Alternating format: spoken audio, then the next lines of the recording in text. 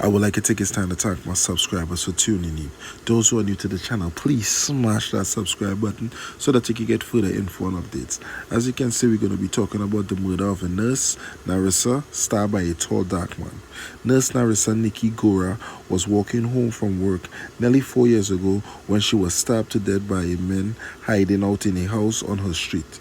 The 20-year-old woman described the killer in her last breath, a tall dark man. 4 men were interviewed by investigators, but there was not sufficient evidence to lay charges, her family was told. Her mother, Budu, says her family still wants justice. Her daughter was killed in 2016, and still she has been calling the police station asking for updates, and they claim that there has nothing new and no updates.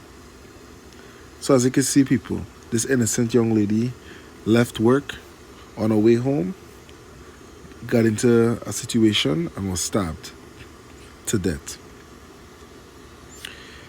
So people, there, have to understand out here is very dangerous. It's an unsafe environment we are living in right now. People are getting killed left and right out here for no reason at all.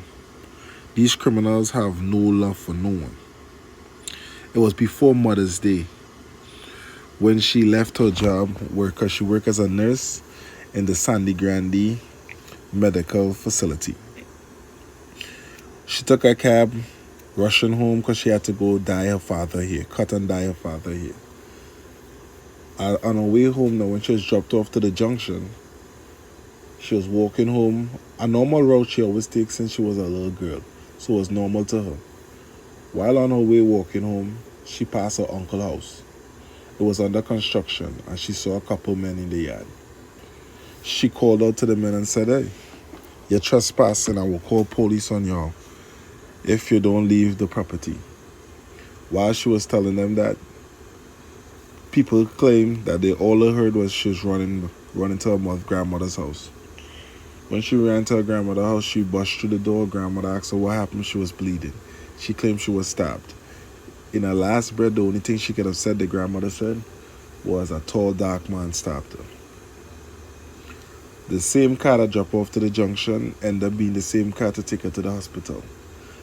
Her aunt ended up calling her mother and saying, "You know, your daughter Nikki has just been stabbed."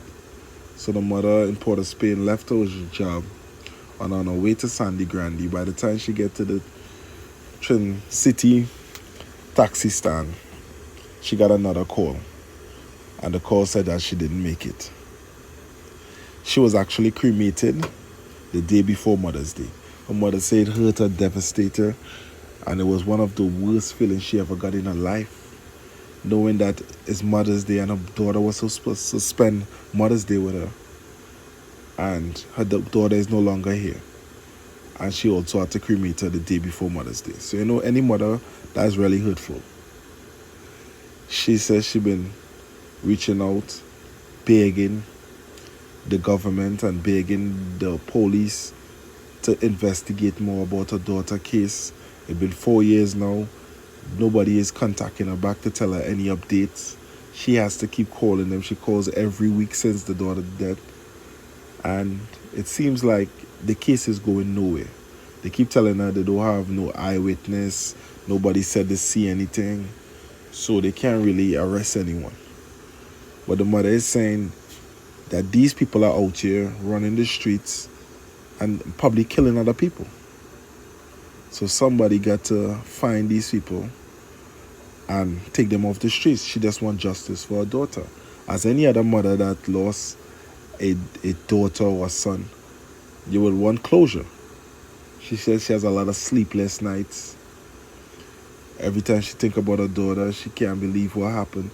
Even though she and her father was split up, the daughter always knows she still had a mother and a father. They both still treat her the same way, loving and caring.